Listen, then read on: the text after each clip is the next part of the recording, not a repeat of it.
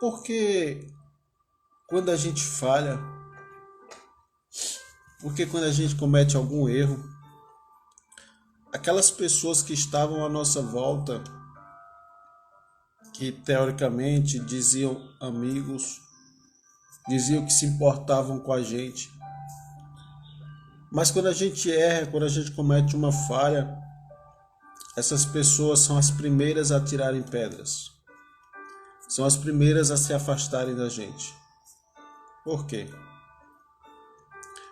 Porque às vezes a gente diz que ama uma pessoa, mas quando essa pessoa comete alguma falha, nós somos os primeiros a tirar pedras e deixar de lado. Bom dia, Raíssa. Seja bem-vinda. Por que isso acontece? Não sei se já aconteceu com você, um lado ou o outro lado. Quando você errou, alguém que dizia cuidar de você, se importar com você, simplesmente te escanteou, te deixou de lado. Ou alguém que você também dizia que amava, que se importava com aquela pessoa, quando essa pessoa cometeu o erro, a gente simplesmente atirou pedras, né? É uma via de mão dupla. A gente pode estar de um lado ou do outro lado da situação. E é sobre isso que eu quero conversar com vocês hoje, sobre perfeição. A gente vive uma sociedade que é implícito, é claro, essa necessidade de perfeição. Desde a escola que os nossos filhos precisam tirar notas boas, precisam ser alunos excelentes em todas as disciplinas, precisam ser excelentes em todas as atividades extracurriculares que fazem. Aí a gente vai crescendo com isso, precisamos ser perfeitos na faculdade, na universidade, precisamos ser perfeitos dentro da igreja, precisamos ser perfeitos como filhos, esposas dentro de casa. E aí a vida vai sendo carregada com um fardo que nós não temos condição de carregar. Nós não temos condições de carregar esse fardo.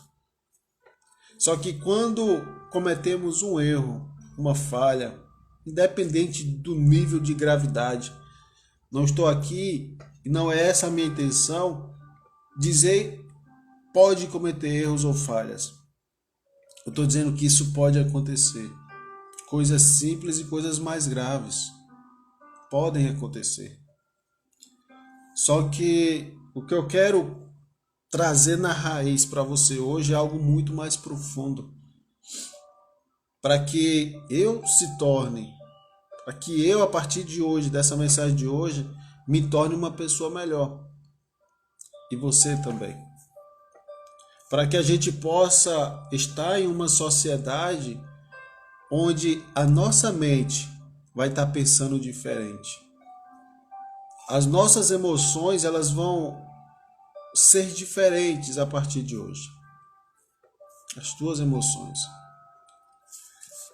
Aí eu li aqui Mateus 5,44, de um ditado que Jesus cita: amem o seu próximo e odeiem os seus inimigos. Eu, porém, vos digo, amem aqueles que perseguem vocês. Amem seus inimigos e orem por aqueles que perseguem vocês. Mas por que eu estou começando com esse versículo que não tem teoricamente nada a ver com perfeição? É porque quando a gente erra, quando a gente falha, parece que nós tornamos inimigos daqueles que teoricamente não erram, daqueles que são perfeitos. E se você continuar lendo até o versículo 48, no versículo 48 Jesus diz assim, vocês, porém, devem ser perfeitos, como o Pai Celestial é perfeito. Como o Pai Celestial é perfeito. Vocês devem ser perfeitos, como o Pai Celestial é perfeito. Só que a gente sabe que a perfeição, ela não pode ser alcançada nessa carne, nesse corpo. Então, se a perfeição não pode ser alcançada nesse corpo, por que Jesus disse isso? Que nós devemos ser perfeitos, como o Pai Celestial é perfeito. Nós nunca conseguiremos nesse corpo ser perfeitos igual a Deus. Mas por que Jesus disse isso? Por quê? Coloca nos comentários aqui para eu ver a tua opinião. Por que Jesus disse que eu e você devemos ser perfeitos como Deus? Se ele sabe que essa natureza pecaminosa não nos deixa alcançar esse nível de perfeição. A semana começou ontem, mas teoricamente de trabalho começou hoje. E quantos pecados a gente já pode ter cometido, consciente ou inconscientemente? Por quê? A gente vai ver isso a partir de agora. Existem algumas perfeições em Deus. Alguns níveis de perfeição. Os caminhos de Deus são perfeitos. Fala lá em Salmo 18:30 diz assim: este é o Deus cujo caminho é perfeito. Cujo caminho é perfeito. O amor também de Deus é perfeito. João 4:17 diz assim: dessa forma o amor está aperfeiçoado entre nós, para que no dia do juízo tenhamos confiança, porque neste mundo somos como Ele. Neste mundo somos como Ele. A lei do Senhor também é perfeita. Salmos 19:7. Eu estou lendo esses versículos para você entender por que Jesus disse isso, que nós devemos ser perfeitos. Viviane colocou, porque somos a imagem e semelhança dele. Vamos ver. A lei do Senhor é perfeita e revigora a alma. Salmos 19:7. Então observe, o caminho, o amor, a lei são perfeitos em Deus. 1 João 4:18 diz assim: no amor não há medo. Ao contrário, o perfeito amor, Jesus Cristo, o amor que nós alcançamos nele, expulsa o medo, porque o medo supõe o castigo. Aquele que tem medo não está aperfeiçoado no amor. É aqui que eu quero chegar. No amor não há medo. Logo, se não há amor, não há perfeição. Logo, se no amor não há medo, logo no medo não há perfeição. Esse é o ponto que Jesus disse que nós devemos ser perfeitos, como o Pai Celestial é perfeito. Bom dia, Marcela e Helenice, bom dia, sejam bem-vindos. Quando Jesus disse que nós devemos ser perfeitos, e você for pegar o texto anterior, ele fala do amor. Quando nós amamos ao próximo, independente do próximo ter falhas ou não, independente do próximo ter agradado a mim ou não, nós devemos amá-lo. E nesse amor, no amar o outro da forma como ele é, não amar os erros, mas amar a pessoa da forma que ele é. Dessa forma nós chegamos a mais próximo da perfeição de Deus. Porque Jesus, quando nos amou, nós éramos imperfeitos em natureza pecaminosa. Jesus, quando ele te alcançou, você era imperfeito na natureza pecaminosa, no pecado que habitava sobre nós. Nós carregávamos o pecado sobre as nossas costas. E Jesus, pelo seu sangue, nos tornou limpos no momento que nós reconhecemos ele. Então, no verdadeiro amor, não há medo. Logo, não há imperfeição quando a gente realmente ama. Vocês entenderam agora? Espero que tenha ficado claro. Mas essa é a forma de nós sermos perfeitos. É nós amarmos incondicionalmente, assim como Cristo nos amou. Mas quando nós vamos para a vida real e alguém comete uma falha, e alguém comete um erro, o que acontece? Nós atiramos pedras, nós deixamos de lado, nós criticamos, apontamos, julgamos. Se fosse possível, a gente até jogava no inferno. Mas é porque nós estamos agindo pela natureza e não pelo amor. E não pela graça. Nesse momento nós estamos sendo o quê? Imperfeitos, distantes de Deus, nos afastando da graça dele. Gente, ninguém é perfeito. Ninguém é perfeito por si só. Mas a nossa perfeição, ela é possível quando nós nos conectamos com Deus. O processo de perfeição, ele é um processo contínuo, dia após dia. Só que, qual outro ponto que Jesus também nos ensinou? É que no momento em que nós recebemos a Ele, nós devemos evoluir como cristãos, como filhos. Se você fizesse uma reflexão de um mês atrás, será que você está no mesmo nível espiritual? Se você fizer uma reflexão de 1 ano, 2 anos, 3 anos atrás, do dia que você recebeu Jesus como Salvador da tua vida, será que você está no mesmo nível espiritual? Lembra, Pedro, não lembro, usa o exemplo de uma criança que no início a gente precisava tomar, uma criança ela toma leite para se fortalecer, mas depois ela precisa comer uma comida mais forte. Isso fala de crescimento, isso fala de perfeição. Ninguém é perfeito na sua essência, porque a nossa essência é pecaminosa. Mas quando nós recebemos a Cristo e a nova essência da nova criatura em Deus é enxertada dentro de nós, chamada Espírito Santo, nós podemos sim ser perfeitos quando nós vivemos esse amor. Só que assim como a salvação, a perfeição ela é um processo. Não sei se você sabe, mas você não está salvo, né? Totalmente salvo. A salvação é um processo. Nós estamos salvos, né? Existem 3 tipos de salvação. Nós estamos salvos porque estamos em Deus. Aí sim eu digo, eu estou salvo. Só que a salvação ela é um processo até o dia de quê? Da vinda do Senhor. E todos os dias nós precisamos cultivar essa salvação. Então a perfeição é isso. Nós podemos dizer, olha, se você vive realmente o amor de Deus, eu sou perfeito. Eu sou perfeito nele, porque todas as minhas imperfeições ele tirou, ele lançou fora. Mas entenda, você precisa viver realmente nele, no amor, na graça.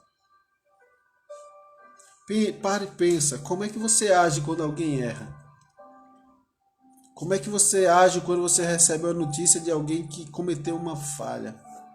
Você aponta, você julga? Ou você, vamos orar pelaquela pessoa? Você ora, você procura conversar? Teve uma situação recente aqui próximo da gente. E aí a primeira coisa que eu falei quando Viviane me falou foi: vamos visitar, vamos orar. É ter essa sensibilidade de orar pelas pessoas quando elas caem. Quando todo mundo rejeita, é ter essa sensibilidade de procurar cuidar. Porque quando você era rejeitado, Jesus cuidou de você. Quando eu era rejeitado pelo mundo, pelas pessoas, Jesus cuidou de mim. Amém, gente? Pense nisso. A perfeição é um processo de crescimento. Bom dia, Wagner. Bom dia, Aline. Então, a gente precisa viver essa vida de crescimento em Deus.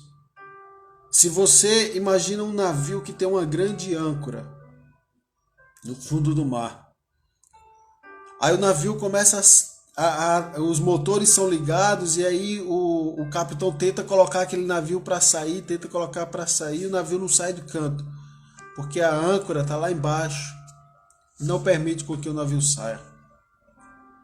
Você precisa levantar a âncora da tua vida. Você precisa levantar a âncora e evoluir, crescer no processo de perfeição em Deus. A perfeição, ela é um processo de aprendizado, é um processo de maturidade. Observa que 2 exemplos assim muito claros sobre isso na Bíblia é o exemplo de Noé, é o exemplo de Jó. Observa que Noé, de toda a sua geração, Foi o único que Deus achou assim justo. E Deus disse: olha, eu vou salvar você e a sua casa. Porque Noé ele foi encontrado justo diante de Deus, diante da sua geração pecaminosa. Não é que ele não tivesse falhas, ele tinha falhas. Mas o coração dele estava devotado em Deus. E por causa disso,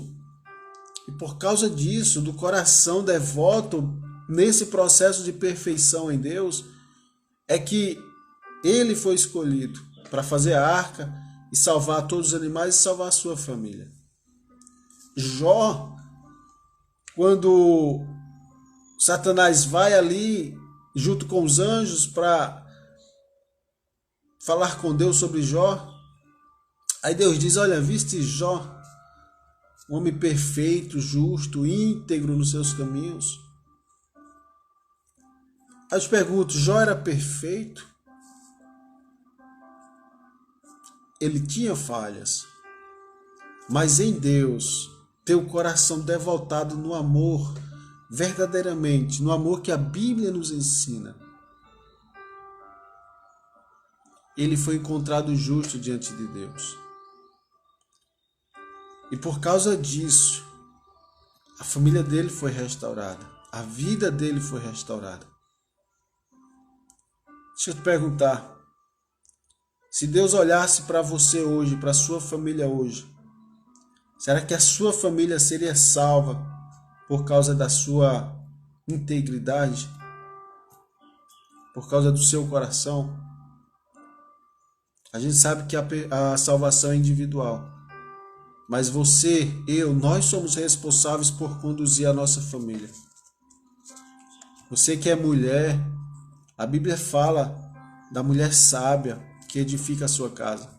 Você tem uma responsabilidade nisso. Você que é homem, a Bíblia fala que você é o cabeça da família.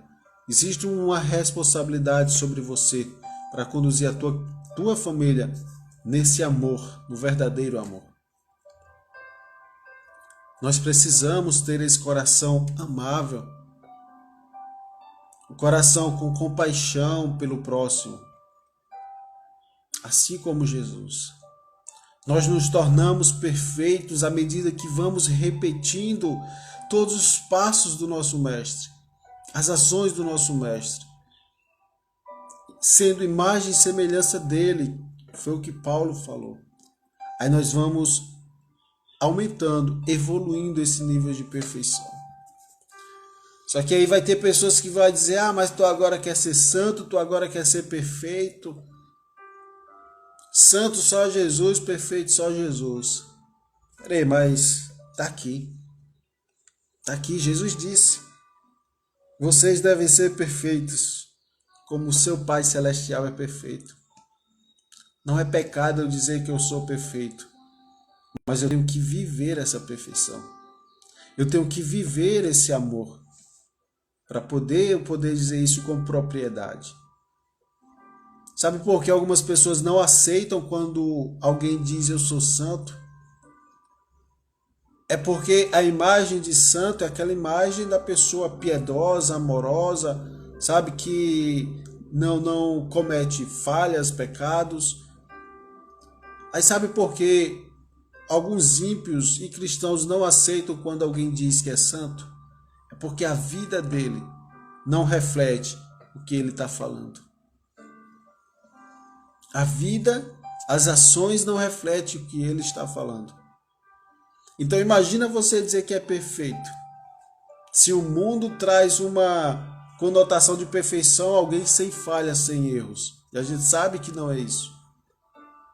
Mas a perfeição em Deus, ela precisa ser vivida, assim como a santidade. E a gente vive a perfeição no amor. A perfeição ela é vivida, ela é refletida no amor.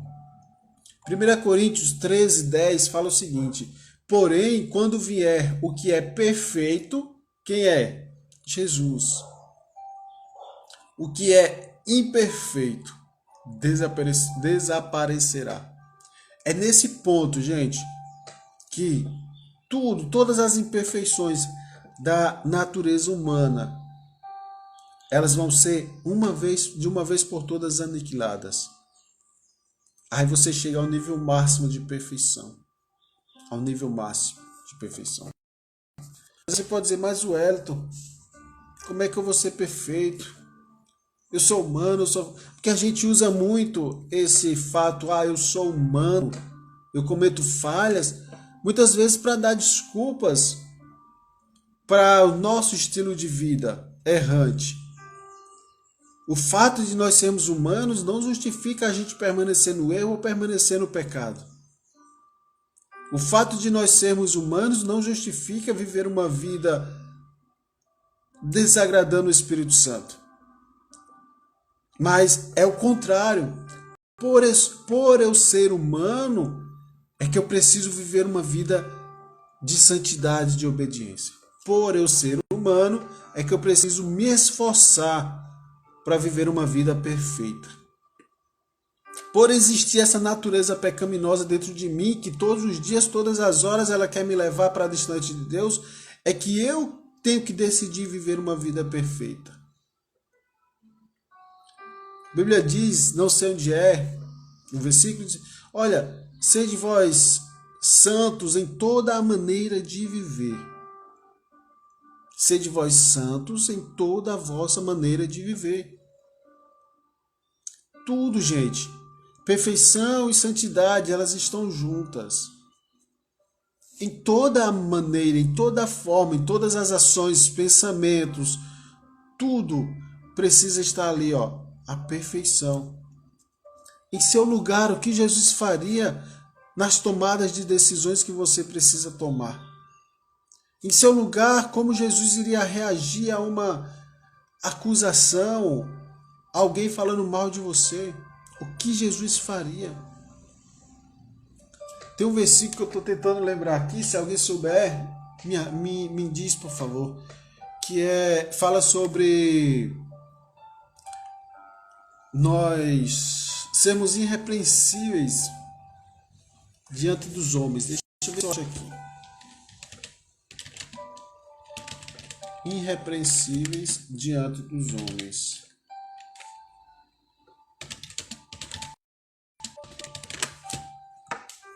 Filipenses 2,15. Filipenses 2,15. Deixa eu abrir aqui para você ver. O que eu quero que você entenda hoje é que não justifica nós usarmos o eu sou humano para poder aceitarmos a nossa vida de falha e de erros. Mas o nosso pensamento tem que ser o contrário, tem que ser eu sou perfeito em Deus, eu sou santo em Deus. Aí você vai conseguir evoluir e crescer nessas áreas. Entende, gente? Que o pensamento deve ser diferente. Filipenses 2,15 diz assim: façam tudo sem queixas e discussões, de modo que ninguém possa dizer nenhuma palavra de censura contra vocês. Vocês devem levar uma vida pura. Veja, observe, uma vida pura e imaculada, como filhos de Deus no mundo em trevas, cheios de gente desonesta e obstinada. Brilhem entre eles como as estrelas do universo, mostrando-lhes a palavra da vida. Estou lendo na NVI, tá, gente? Na versão NVI. Vocês devem levar uma vida pura e imaculada, como filhos de Deus. Na outra versão, diz o seguinte. Deixa eu pegar aqui. Para que vos torneis puros e irrepreensíveis filhos de Deus. Então veja, a nossa vida ela precisa ser uma vida irrepreensível diante dos homens. Os homens, aquelas pessoas ímpias que não têm Deus, eles não podem achar falhas em mim e você. Aí eu te pergunto, isso não é viver uma vida de perfeição? É uma vida de perfeição. Só que a gente também precisa viver uma vida irrepreensível diante de Deus. Porque às vezes a gente faz algo que os homens podem não ver. Mas Deus está vendo. O que é que nós estamos fazendo na nossa casa? quando estamos sozinhos, no nosso quarto, quando estamos sozinhos, o que nós estamos fazendo em ambiente que outras pessoas não estão olhando. Nós precisamos ser irrepreensíveis o tempo todo. A nossa mentalidade ela tem que ser, poxa, eu sou a imagem e semelhança de Deus. Jesus disse que nós devemos ser perfeitos como o Pai Celestial é perfeito. Então eu preciso viver em amor, amor ao próximo incondicionalmente e amor a mim mesmo. Eu preciso entender que é possível viver uma vida de perfeição se eu viver a imagem e semelhança de Cristo. Olhando sempre para Ele, o nosso foco deve ser sempre Cristo. Se nós focarmos a nossa atenção, a nossa dedicação, a nossa energia em Cristo, nós vamos errar menos, gente. Nós vamos errar menos, nós vamos viver menos depressivos, angustiados pelas nossas falhas. Olhar para Cristo, autor e consumador da minha e da tua fé. Amém, gente? Vamos finalizar, porque a hora já tem chegado.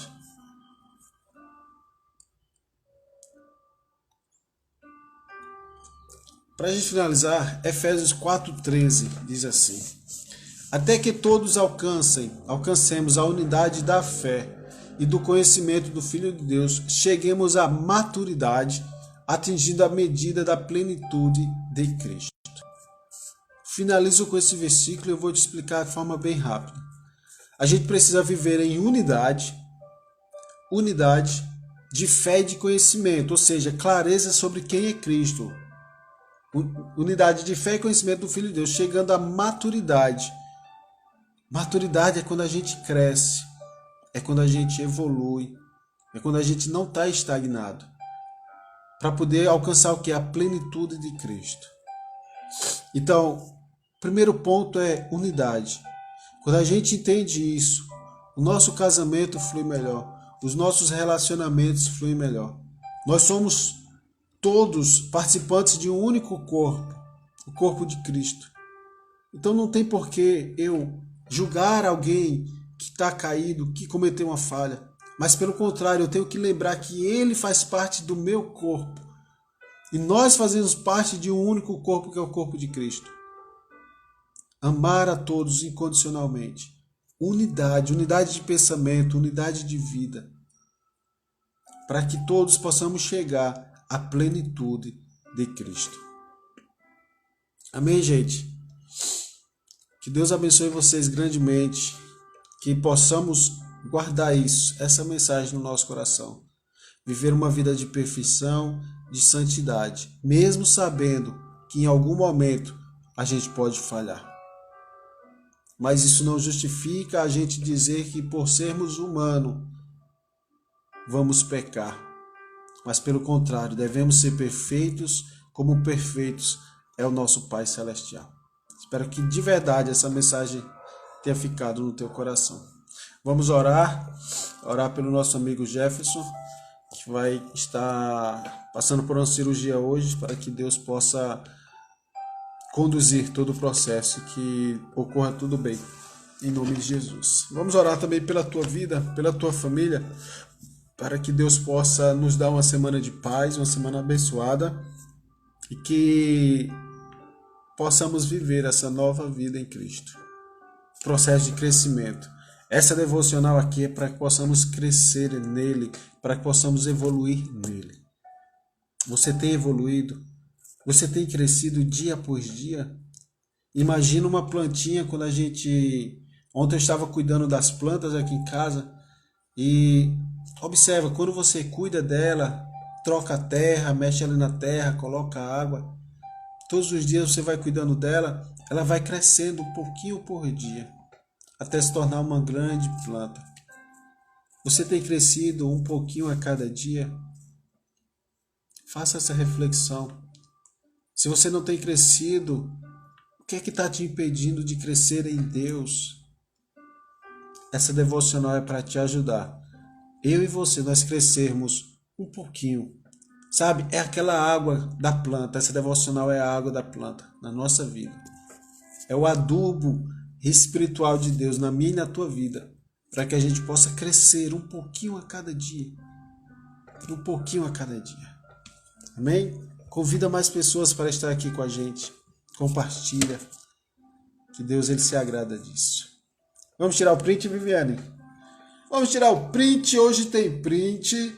Quem puder, tira o print. Marca lá o Wellington.lemos1 e chama mais gente. Vai, tira o print. Eu vou tirar o print com a minha Bíblia. Sexto ou segundo. Vai.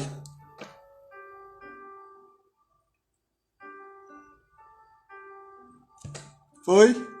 Eu nunca sei se esse print foi tirado ou não, mas enfim. Se foi, foi. Se não foi, tira aí eu falando. Vamos orar. Quero orar pela tua vida. Quero orar pela tua vida. Pai, te agradeço porque tu és bom. Porque tens cuidado de nós. Tem nos derramado, Senhor, teu Espírito Santo a cada dia. Obrigado por essa palavra tão abençoada, Deus. Que possamos em ti buscar a perfeição, buscar a santidade a cada dia como filhos do Senhor, porque eu sei que o Senhor se agrada disso, mesmo sabendo que em algum momento podemos falhar, mas o teu amor vai estar ali para nos levantar, que possamos olhar com esse mesmo olhar para outras pessoas, Pai. Quando alguém cair, cometer falhas, nós possamos ter um coração amável, de ir lá, de ajudar e levantar, Senhor. Cuida da nossa família, cuida dos nossos amigos. Pela cirurgia do Jefinho hoje, o Senhor possa estar ali naquela mesa cirúrgica também, Pai. Cuida de todos que estão nessa live, todos que passaram por aqui.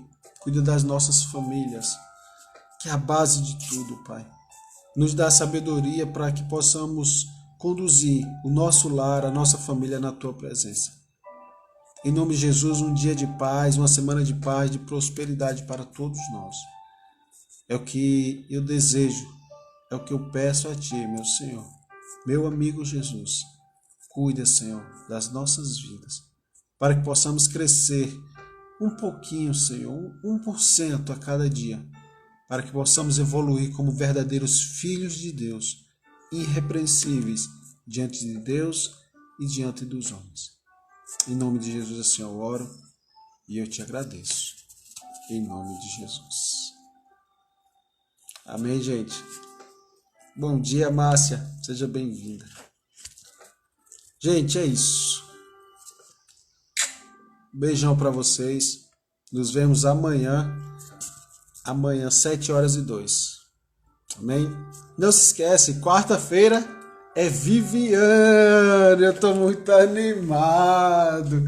Quarta-feira vai ser ela. E então já coloca na tua agenda aí o despertador para não perder quarta-feira. Nem amanhã, né, gente? Mas eu tô sentindo aí que o pessoal tá mais animado com o Viviane que comigo. Glória a Deus. Vai-te embora, minha filha. Decola. Beijo, gente. Amo vocês. Excelente segunda-feira.